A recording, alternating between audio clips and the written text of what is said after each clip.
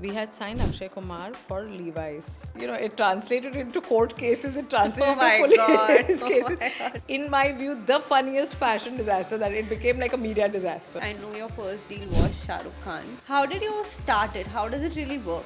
To be very honest with you, Jay, I can tell you with experience, there is literally nothing that is impossible in this world. They were all built with a vision and then slowly it manifested into realities. A lot of time women or people are in general not ready to ask for help. I think the strongest people will ask for help. Gandhiji wouldn't have been able to fight if Indians did not agree to join him in the fight, right? So it is inevitable truth that you will need a support system. But do you think the Indian fashion scenario today has enough options when it comes to business? Brands like yourself finding solutions to some fantastic problems, but there is a brand that I go to, everything is 6 inches taller than me. Oh my god. That one, say, mindset or habit that you think that keeps you going. To say that is today a little bit of an addition from yesterday, okay, and that causes the multiplier effect. Wow. Okay, so is today 1%, 2% if you want to count in percentages ahead of yesterday.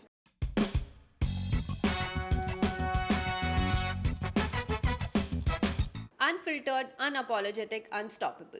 Welcome to the Blue Carpet Talks, where we dive into the moments that shaped the women who shaped industries. I'm Jaey the founder of Jaey. Think of us as the Raymond for women in India. In fashion, there is an unspoken rule. If a celebrity wears your designs, credibility comes easy. But what if you're starting from scratch? No industry connections, no famous friends, just talent and ambition. How do you break in? That's where people like Darshana come in. For her, brushing shoulders with A-listers isn't a rare occasion. It's her everyday. But was it all red carpets and easy wins? Or is there a side of her journey we don't see? Today, we're rolling out the blue carpet for none other than the Darshana Bhalla, founder of Dartist, a serial entrepreneur, and the epitome of optimism. Welcome to the Blue Carpet Talks, Darshana. I am so excited to know your story and everything that has been going on with you. Well, it's nice to be here with all the young entrepreneurs that are doing so much in such an innovative space and a difficult space. So all kudos to you for building Jaey. Thank you so much. I love how the Jaey outfit is looking on you, by the way. Yes, I'm going to keep this. Awesome. Okay, so coming back to your story, I think 10-year-old Darshana to now, how's your journey been like as a person, professionally? Like, what are the different stages and how did you become what you are today? So, I think, Jay, you're much younger, so I can tell you like a little bit slightly deeper. And I think you might agree that, entrepreneurship is not really, something that you get to on a day. It's not a static journey. It's an evolving journey, right? So whether it's early influences of life, how curious you are or what kind of problem solving abilities you have at a micro level, even when you're playing with your friends or whatever. So I think it starts somewhere there. You identify yourself as someone who can solve problems, someone who can take the initiative, and it so kind of builds in, then you kind of get into a space where your career is formative. You also pivot time and again to show your adaptability. You start focusing on long-term goals. So I think somewhere entrepreneurship is a continuous process, not really a static journey. So I mean, I wouldn't say that I was completely fearless or I had it in me to become a leader. No, I think it's evolved. And I also feel that entrepreneurship makes you more fearless. Like, even before starting or after starting, like, there's a huge difference in the kind of person you become because of the kind of daily problems we face and the challenges we actually make happen. So I think one more thing that I think that is very important to underline here is that how you start using your sound judgment for risk. Yes. Okay, so when people say that, can you take these large risks? Are you a dead? No, you are using your knowledge mixed with sound judgment to take these risks. And I think, and somewhere today you can even prove it with data. Yes. Absolutely. No, for sure. So throughout your journey, I think there has been 1 year, which is 2020, which everybody asks you about. It was a difficult year and something, any which ways the world was going through a lot, but then there was another story happening. So what exactly happened? And if you could just share 3 deepest learnings that come out of that time, what were they? So I think 2020 was like a stress test for I think all entrepreneurs, all people in business, deep stress test. I think two, three things that emerged out of that for me, largely I'll tell you, Jenny, is that one most important thing is keep the focus on a larger goal. And I think that's something that helps you resolve Yeah. any kind of adversity that comes along. Yeah. That is number one. Number two, I also feel people and communication become pivotal. What was happening is that, internally also in every company, small or large, you needed to communicate with your own people, you needed to communicate with your clients. So a lot of communication was required. A lot of emotional intelligence needed to come out, from an entrepreneur to say, how am I going to emotionally handle this? Because it was not just. You needed to talk about it. Yes, it was not just financial. There was a emotional upheaval that people were going through. There were debts, there were bad news. Yeah. So I think the second part was how to use emotional intelligence at your workplace. And finally, I think it just the resilience that you build in business, it's time to showcase that and pivot. Yeah. So when you are people mistake resilience for stubbornness, and I don't think that's when you say you're resilient, which means you know exactly where to pivot, where to be adaptable, in order to incorporate the a large line. a large issue like that. So I think these are the three key things. Awesome. But could you just go back a little and probably tell us what happened with mates? What was that phase like? And what were you feeling at that point of time? So, I'm so tired of reliving it. Oh my God. I don't want to relive it. But see, what had happened is that I had a beautiful journey with one of the biggest advertising agency partners that I had. They were one of the largest homegrown. In fact, when we partnered, they were literally probably ruling India's media sector. Yes, and from there was so much learning and everything went well. And fortunately, from there in 2018, when I moved on to the next step, it was only up and ahead, and there was a large vision to create a kind of a differential company in the media and entertainment landscape and sports. But what happens is that there are macroeconomic factors, probably some of us are facing them now, that you don't have control on, and which is what happened.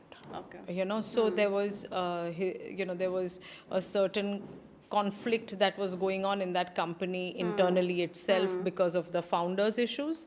And then there was 2020.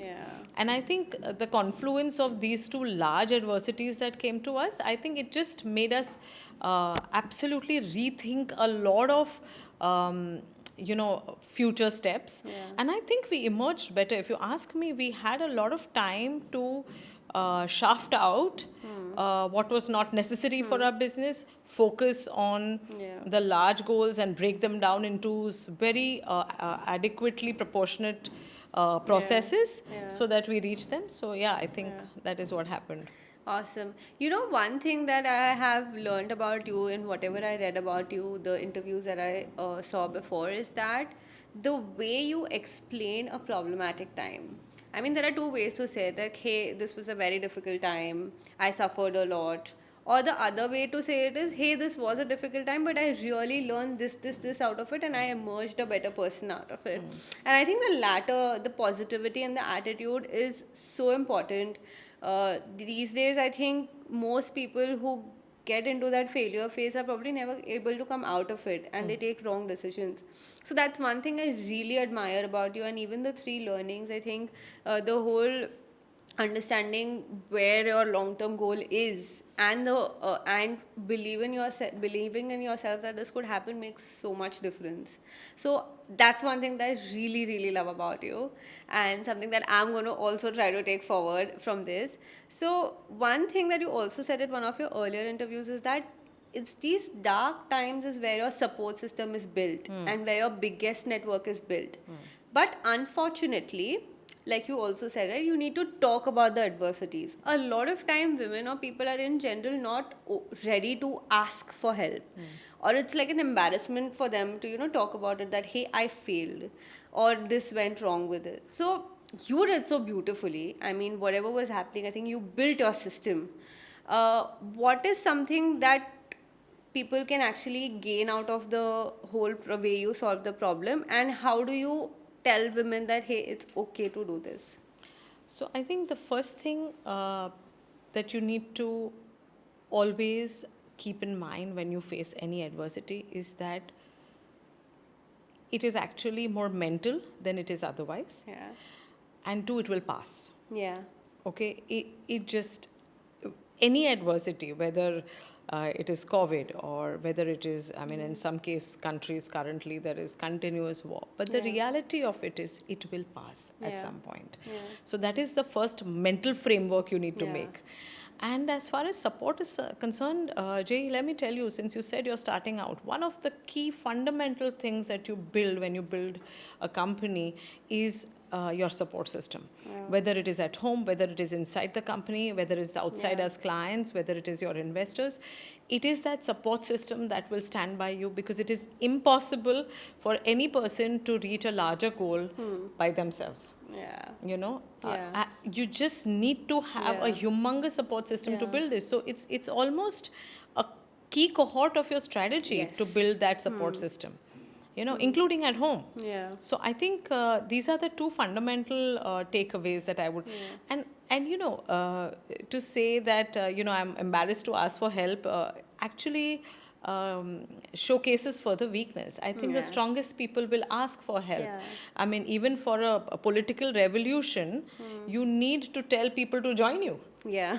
You know, Yeah. so Otherwise you there'll never be a you revolution. Gandhiji wouldn't have been able to fight if Indians did not agree to join him in the fight, right? So it is inevitable truth that you will need a support system. You You can can't only do go anything so large far without it. alone. Yeah. You know, I could relate a lot of points with the startup journey that I have gone through as well. Like, for example, one point that you said is this will end. Like, you will get through it, right?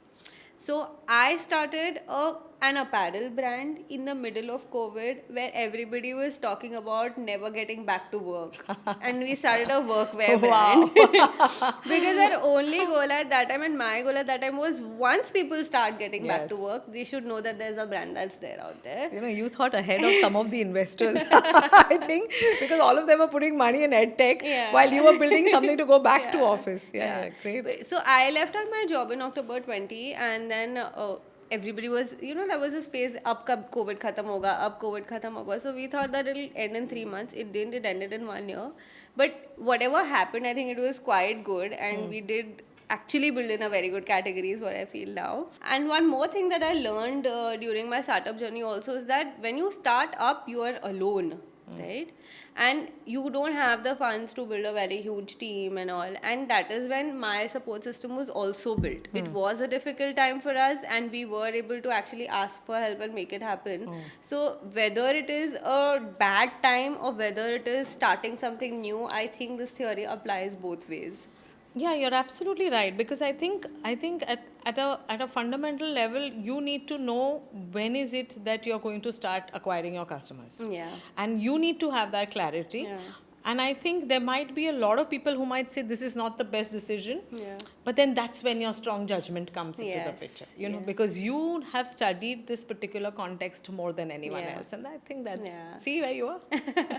Thank you. So, Darshana, we've been talking so much about the past and adversities and difficulties, but let's talk about the present.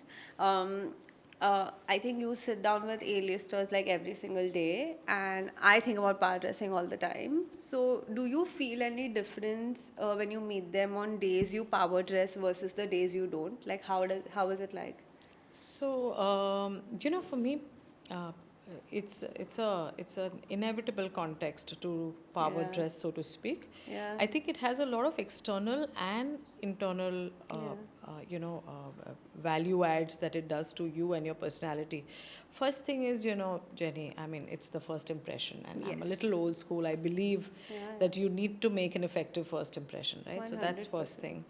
Second thing that happens, I think, is that you kind of get yourself relevant in terms of the seriousness with which you're entering the room. Yeah. Right? You have taken someone else's context a bit Yeah. seriously, arrived on time. Yeah. These are few of the disciplines that you need to maintain. It's Yeah. like a discipline. You Yeah. arrive on time, you make sure that you utilize the amount of time given to you effectively, so you're prepared for your meeting. Yeah. You dress up appropriately to show your seriousness. So I think these are all key aspects of conducting business, key disciplines of conducting business. And I think intrinsically, I think it adds to your confidence of being in any room. Yeah. I mean, there have been instances, and if you're going to be in this business for long, and any person who has been an entrepreneur for many years, you enter rooms where you know that the room is out of your reach. It's a larger room. Yeah. The power positions are somewhere else. Yeah. But when you enter well dressed, Yeah. there is a level of confidence that you Yeah. inherit through those clothes. Yeah. So it's extremely important how you dress up. Yeah. I actually feel that, even across sectors, in fact, if you look at various sectors, people dress up differently. Like if you look at bankers, Yeah. there is a very different kind of sharp, Yeah. formal, Suits. Formal dressing. If you Yeah. look at the creative universe, there is a certain kind of a Yes. creative ethnicity that they add to their dressing, Yeah. which also, somewhere exudes what they Yeah. stand for. Dress for the role. Yes, dress for the role. And, and I think that adaptiveness, in fact, I mean, there have been very powerful people in the world like Steve Jobs and all who used to wear this one black turtleneck T-shirt and t-shirt. shorts. But that became the signature of Yeah. what a tech genius would be, Yeah. right? So I think, so it became comfort over classic kind Yeah. of a role, But I think that whatever that signature, or you look at sports stars for that Yeah. matter, they're always wearing well-dressed athleisure. Yeah. If you look at any of these guys when they're doing interviews, on their own, they're wearing high-profile athleisure. So, but all of this that they do in their genres kind of add up to a lot Yes. that works Yeah. inside and outside. I think it's so true, right? Because there's a saying that how seriously you take your appearance and your outfit tells the other person how serious you are about business in general. And once you enter a room well put together, they know that it's not just the appearance that has been taken care of, but they know that you're disciplined, they know that you have got your shit properly well, and the way you approach the whole business becomes very different. So we spoke about what are the different kind of power outfits for different kind of professions, whether it's a creative, whether it's a banking. But if you had to tell me what are some no-nos or the wrong things in a power outfit, like what is not a power outfit according to you? Something that shouts out too loud. Okay. For me, I feel power dressing is about classic and subtle. So I feel the colors that you wear, or the accessories that you hold, or the way you are doing your makeup, and I'll talk about a woman here. Yeah. I mean, applicable to men nowadays. But the thing is, so the makeup that you do, or the way you carry the clothes in terms of size and fitting, very, very important. Yeah. And I feel not shouting out too loud, not overtly sexy, or not, because you're going there with a purpose, Yeah. right? So to make clothes that work for your body type. Yeah. And that's very important, Jenny. When you I keep joking with certain people that please dress up for the body you have and not for the body you want. Yeah. So it's very important that you do that, Yeah. because then you're adequately Yeah. adequately comfortable apart from being stylish. Clothes are meant to fit you, Yeah. not the other way the down. other way around. So I think all of these things are like basic Yeah. ideas to put. I think being innovative, being a little trendy, being a little playful is all good. But I think you should know that you're actually using it for Yeah. work and not. And then there are occasions to get a little bit, extreme on those counts, right? Yeah. When you're partying, or when Yeah. you're on a social occasion, Yeah. or when you have any kind of functions. I think that is when you can kind of amp up the other quotients. Yeah. But I feel that classic and subtlety is. What are your thoughts about the saying that it's better to be a little overdressed than underdressed? I don't agree. There is no question. I do not agree.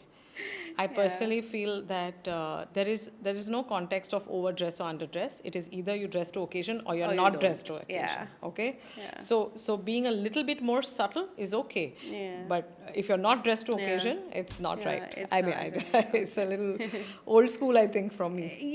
It makes a lot of sense actually, because overdressing also has its own I think barriers or own how much do you really overdress. in Also, all of what the is it that you situations. define as overdressed? Yeah. That's also a context, but I think there are some rules, Yeah. so you need to play by them. Yeah, but do you think like the kind of styles or dresses that are available today out in the industry for the normal being? I'm sure celebrities have it very differently. I Yes. mean, they get designer outfits, they have their stylists on Yes. there. The game is very different for Yes. them. Yes. But do you think the Indian fashion scenario today is like has enough options when it comes to business Well, dressing? it's evolving. Okay. Okay, brands like yourself are today coming and catering to some fantastic problems, finding solutions to some fantastic problems. Specifically, I really like the fact that, when I wanted to try a dress, you send me so many size permutations. And I think that, in my view, is how you need to look at an Indian customer, because Yeah. typically when you're wearing Western outfits, they are made to fit a Western body Yeah. type. That's typical. That's actually a problem here. Yes. I mean, I won't name the brand, but there is a brand that I go to. Everything is 6 inches taller than me. The Oh dress. my God. So I'm like, I can never wear this. And then you and it's disappointment. It's a waste of time. Yeah. Whereas, what if you could actually like a style and have it made To your done in your size. so I think there are a lot of it is evolving. I think those large brands will also learn. Yeah. But I think there's a huge play for and a lot of white space for tailored or for couture kind of environment in our own affordable way that you're Yeah. creating. And actually, if you ask me, because I work with the celebrity ecosystem, they prefer that as well. Yeah. So as against maybe all the time wearing an Alexander McQueen, which may fit a certain actress, which may not Yeah. fit a certain, Yeah. they prefer to actually get it Customized get for them. customized for them. Yeah. So I think even in the celebrity ecosystem, it works very well like that, and I think for normal people also, it will. So it's evolving. Yeah. You find some, you don't find some, Yeah. and then there are solutions like Jaey. I think what we started is exactly this reason. Why we started is exactly this reason, right? The normal Indian women is not like a celebrity. I mean, our choices are different, our sizes are different, our bodies fluctuate like anything. Not like theirs don't, but then they always maintain a certain set of fit. But when it comes to the sizing out there in the market, all of them are either Europe, US sizes, but we have a very different body type. Our heights are a little shorter, our body shape is a little different. Then it becomes a nightmare to find really something that fits you entirely. Yeah. And when you go beyond like L, XL, the number of options available, or say below S, then the number of options available are like very less. Minuscule, Right? And what we want to try to do with our approach today is that bring the whole personalized, customized, pampered, I'd say, experience to the normal people. Yes. Like, why not accessible? Like, why is it just It the could evolve celebrities? prints, colors, Yeah. all of that. Yeah. So Yeah. yes. So, what is that one, say, mindset or habit that you think that keeps you going every single day, no matter whether it's a good day or a bad day? You know, a very simple, I think, mathematical context. Okay. Okay. Interesting. To say that is today a little bit of an addition from yesterday. Okay, and that causes the multiplier effect. Wow. Okay, so is today 1%, 2% if you want to count in percentages ahead of yesterday. Yeah. And I think that's a simple rule if you follow in Yeah. your life, whether it is in your relationships or whether it is in your business or whether it is in your, your workforce energy mapping.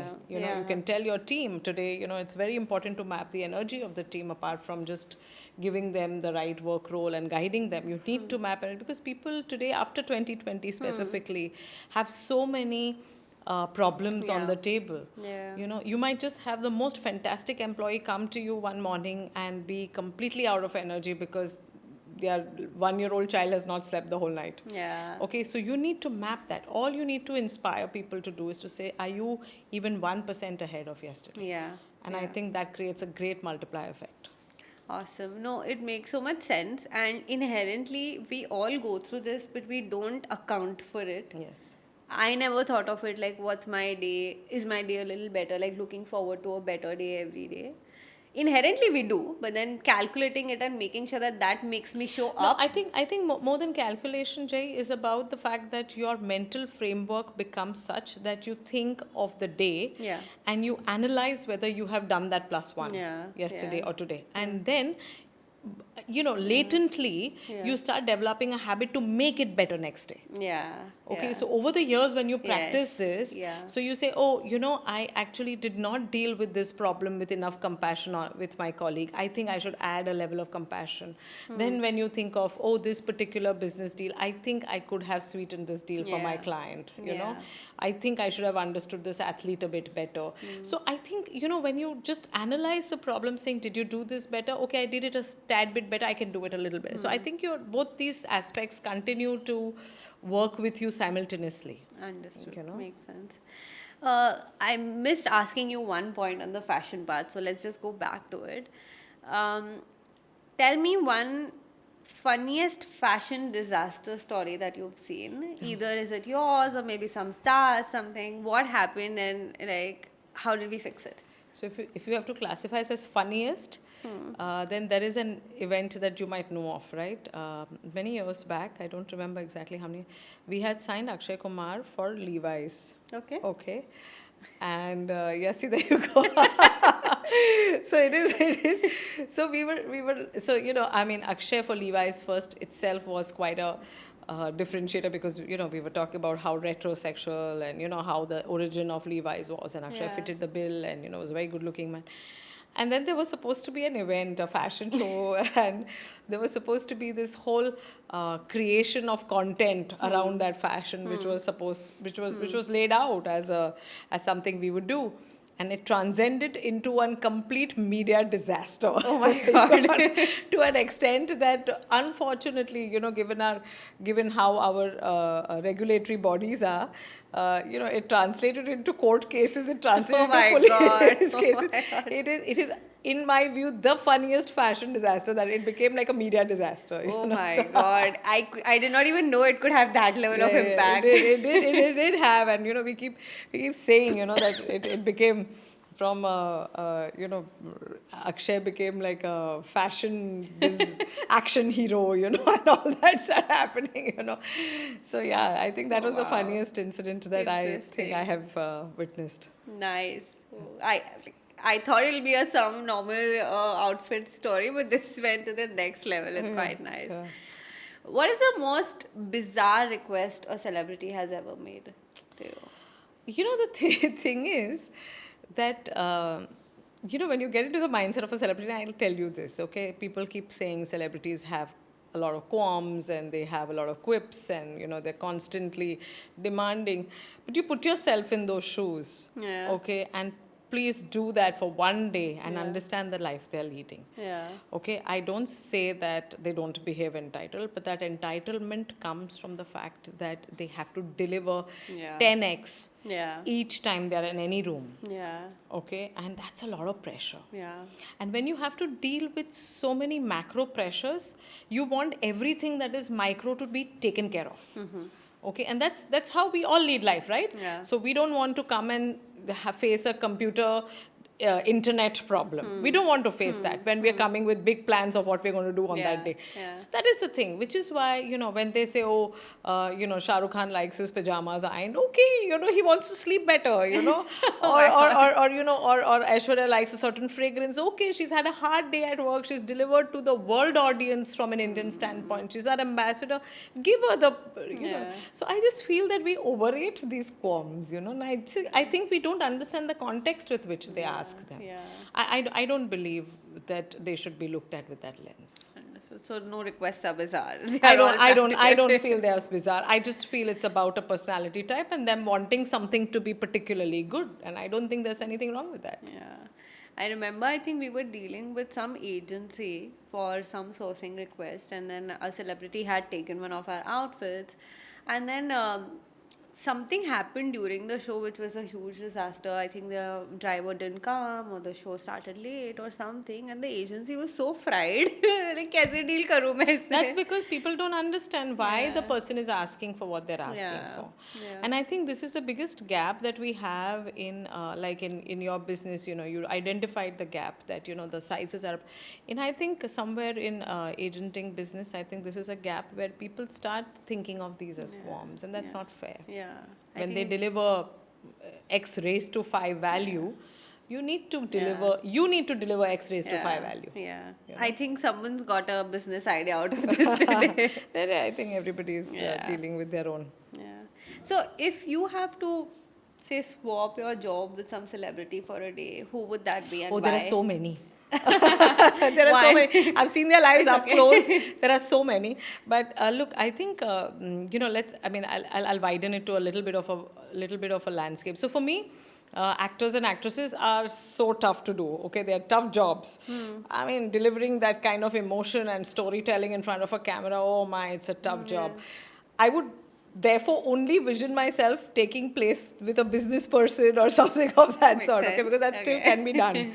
So I would think, I think I would love to, and it's a bit of too much of a moonshot, but I would love to be Jeff Bezos for one day. Oh, wow. I would Amazing. just, how he runs these multifaceted companies, it's outstanding with the kind of coalition of companies he has, which is also not so interrelated. Yeah. From from e-com to content to AWS, which is a SaaS service. I mean, it's just so wide. And how is he taking his decisions? What is he actually thinking each day about each of these businesses? How is he motivating his global leadership? So I think I would love to just understand that one day. And the other person who, at a very hyper micro level, I would like to emulate and maybe replicate that model in India would be someone like Oprah. Wow. Nice. I actually think that the level of compassion that you bring, they keep saying she makes great content. She doesn't make great content. She makes great compassion. Yeah. And that is why people That's why see it's it. great It's content. real and it's compassionate. Yeah. When authors talk to her, or when people talk to her, general people talk to her, when celebrities talk to her, she breaks it down, into these beautiful human moments that build something bigger. And I think so these two, and in India, Shah Rukh Khan. The only person. Not because of the acting part, it's just that again, he gets a lot done in a day. Yeah. Shah Rukh, Ranveer, some of these guys get a lot done in a day. I think overall in life and anything, I think it's all about execution, and Yes. that makes all the difference. Yes. You can keep thinking about ideas, but unless they are not out there, they're not really anything. Yes. So people who can execute more and plan their day better, I think they win. Yeah, Fair and square. some of these guys who run such fantastic companies, I would really like to be there for a day and understand. We've spoken about Jeff Bezos, we've spoken about Oprah. Are there any such celebrities, like moonshot celebrities, that you've actually met or actually make deals happen through, or anything of that sort? So we've been lucky, Jay. We've worked with almost everyone in the industry. Wow. So we worked with almost everyone in the industry, some strategically, some tactically, some long term, some short term. Nice. We worked with almost everyone, from Mr. Bachchan to the youngest person you may have now, So we've worked with most of them. Yeah. So, very curious, and this is out of my personal curiosity, like, how did it all start? Like, I'm sure, like, you're not born with so many contacts or all of that, right? And for a normal person, say like me, if I want to get in touch with so many celebrities or just start that journey, I know your first deal was Shah Rukh Khan. How did you start it? How does it really work? So, like I mentioned in your first question, that, your whole entrepreneurship mindset is a constantly evolving one. It's not static. So, I didn't start my career thinking I will work with Shah Rukh Khan or Amitabh Bachchan, although I used to daydream. But the thing is, but I have realized that you evolve to the next moonshot and to the next moonshot and to the next moonshot, right? So until maybe 10 years back, it was my ambition to work with everyone in the industry, whether it was cricketing field or whether it was sports or whether it is films, in north of India, films in south of India. This would be my vision. I want to work with these Everybody. guys. Then it evolved to, okay, now that I'm doing certain kind of business with them and I'm working on their films, now I want to evolve to the next step of how can I create value with them, not just for them but also for me. Then from there you go and say, okay, now I have even created value for both the parties. Can I do something further? Can I bring up what is latent? Yeah. Can I bring to what I understand about talent management and manifest it into other industries? Can I do that? And which is where we started with Artist Plus, where we said Makes there is a huge latent opportunity and potential in young entrepreneurs being able to create value. Can we marry our skill sets to bring them up? We started Artist Plus. Amazing. When it comes to certain sectors like art forms, we in fact recently partnered with a art company, art and design company. Very We feel interesting. there are Indian artists that need recalibration. Okay, they are Padma Shri artists, they're beautiful artists, they need recalibration. So now we're working on that. I feel there is a lot of scope in sports. There are so many athletes that none of us even know about. They play at national level, but we don't. So we're planning to do something for that. So my thing is now it's a constantly evolving context. Next So step. so when I started out, I knew that this sector provides for equal opportunities for every gender. Pay parity is there. So these were some comforters.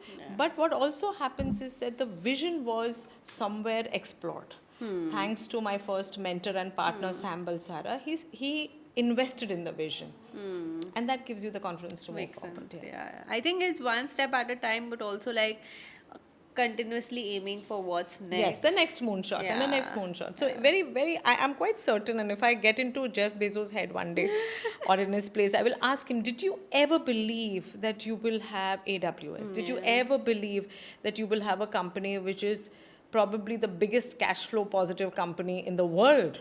I mean, as a business person, that's a lovely objective to achieve, So It's a dream. it's a dream to have, they have a 30-day cash flow. What I read somewhere is that they have a 30-day cash flow in advance in the company. Wow. They can open a bank if they like tomorrow. Wow. You know? That's insane. So, I mean, I would love to understand those. So, those are the moonshots that you will thrive for as you go along. Yeah, very cool. If you had to delete one word from the fashion or entertainment industry, what would that be? So, I don't like the word remake, not because it lacks originality, but because it is never remade. It is re-engineered, recalibrated, rethought, reinitiated. Yeah. There is no harm learning from history in any sector, whether it is fashion or content. But if you can recalibrate it or re-engineer it, to suit today's time, nothing wrong with that. You're catering to a whole different audience, and sometimes a re-engineered product is better than some lousy originals. So I just feel that look at what is happening. All your films that are releasing today, re-releasing films, are doing so well. Now, was that a crime? No, it is actually going back to the audience and saying, "Hey, we got some great content. Why don't you see it?" Yeah. So I think I would like to erase that word remake and just put recalibrate. It should have a dictionary which would just auto replace it. And just changing that word's changing our emotions towards it as well. Like remake versus re-engineered or recalibrated is like a whole different vibe altogether. Yes. So And everybody who does that attempts to do it. yeah. So They're not just mindlessly making it again. Yeah. What's the most funniest or ridiculous piece of advice that you've ever received? Oh, the worst, I keep getting it time and again. Time and again. I've got it 15 times in my life. And the advice is, this ye nahi ho payega. This can't be done. Oh, wow. This can't be done. It's too big, it's too wide, it's too, it's too ambitious, it takes too much effort. You have not. This keeps coming to me. When I started my first company, it came to me. When I started my second company and I wanted a certain investor, it came to me. Now I'm trying to do something in sports, it's coming to me. But I'm going to pivot, I'm going to re-engineer, I'm going to recreate make it situations happen. and make it. It's all about, a step-by-step process. Yeah, I think if women actually would count or say invest a rupee for the number of times they've heard this in general, we would have a bank of our own. Yeah, absolutely. Yeah. So I think one of the last questions now for today before we break in for our rapid fire session is that if you had to give one advice to young women entrepreneurs today who are trying to build something of their own, what would that be? I believe you have to dream big.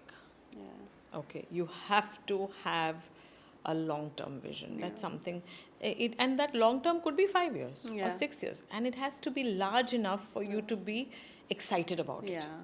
Okay, it could be, it could be someone starting a corner store but wanting to be the best corner store in that particular. So I feel that have those ambitions, start there. That's a good starting point. Of course, then, that will also then give you the understanding of how to break down these things to reach there, and you will reach somewhere. That is number one. And second, stay on path. Stay on path. Consistency will bring everything. It'll bring resilience, it'll bring you knowledge, it'll bring you the power, it'll bring you the network, it'll bring you the support. Consistency is the key. And finally, discipline. You need to be disciplined. You cannot, once you become successful, you can't start, doing everything that a lot of successful entrepreneurs do. That's not the right thing to do. You stay disciplined, stay in a certain kind of boundary of lifestyle, stay in a certain kind of understanding of what people are expecting of you and all of that. So. I think all the three things that you've said are like the most difficult things to do as well. Yeah. Consistency is very difficult.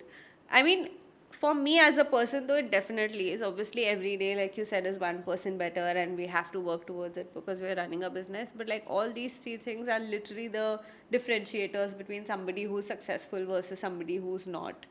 It becomes a way of life, Jaey. Yeah. As you grow up, it becomes a way of life. And I think it's just, I think the easiest way, like they say, is the hardest way. So, so yeah, that's what. You mentioned right now that, stay on the path no matter what. But like if somebody had to ask, like what if the path is too difficult? No, so you pivot it. No, it's stay on path does not mean that you don't change your program. If you need to reach from point A to point B, the routes can be decided by you. You can do your PERT and CPM and decide which are your best and fastest routes. That's all right. Yeah. That's all right. But stay on path. Also, sometimes there are some ambitions which macroeconomics don't deliver to. So there are a lot of external conditions that might come. So delay it. Yeah. You can deflect it. You can delay it. You can look at micro goals while all that was happening, which is again going back to your 2020. You focused for 2 years on micro gains till the time you could come back to your bigger vision. Okay, let's get back the business. Let's get the deals in. Let's get the money rolling. Let's get the team compensated well. Let's get some health insurances for the team moving forward. So these are small, you pivot to micro goals and then you come back, to your mega goals. So yeah, those bylanes will always be there for you to take. Yeah. If it gets too difficult, you can always pivot, Yes. but the point is that you don't give up. Yes, you don't give up, because to be very honest with you, Jaey, I can tell you with experience, there is literally nothing that is impossible in this world. Because the human mind is such. I mean, we are nothing compared to what, maybe some people have. I mean, look at the invention, small examples of invention of a light bulb. Look at how cellular phones were invented. Look at how some basic things that today we take completely for granted, like the water network, the transportation. And they were all built with a vision, and then slowly it manifested into reality. So it's just, give it time and patience. Yeah, it's just a speed breaker. Yeah. Awesome. Amazing. I think I had a wonderful conversation and so many learnings. I think the best part of the whole podcast series that I am loving is that every podcast I'm learning something new. Oh, that is so sweet. Whether about life, whether about business, whether about dealing with anything or the attitude just in general. I think there is so much to learn and hopefully the viewers will learn as well. And thank you so much for taking out the time to do this. You're most welcome. And I had the most amazing time talking to young entrepreneurs, because I see that you are so ahead of the curve than when we were your age. And I think the guts, the audacity with which you're doing this, it's very commendable. Thank you. So kudos to you for this. Thank you so much. You're welcome. We'll now move to our last section. It's a very fun section. Basically, I will just say some statements, incomplete statements, and you have to complete them. Okay. Okay. So the first one is, if I had 1 rupee for every time someone asked me for a celebrity gossip, I would. Start a gossip magazine. Wow. And I have enough money to start Cosmo. Oh, wow. Nice. If I could go back in time, I would tell my younger self to.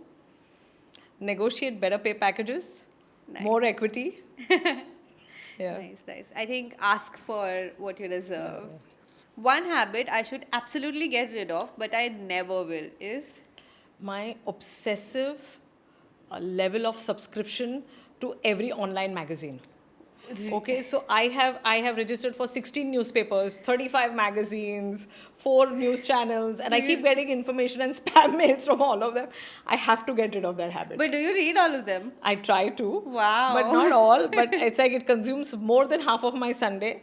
But yeah, that's a habit I really need to get rid of. Oh my God. There's such outstanding flow of information digitally, and I feel like consuming it all. So I get very greedy about it. So yeah, I think that's something. Interesting. Very interesting.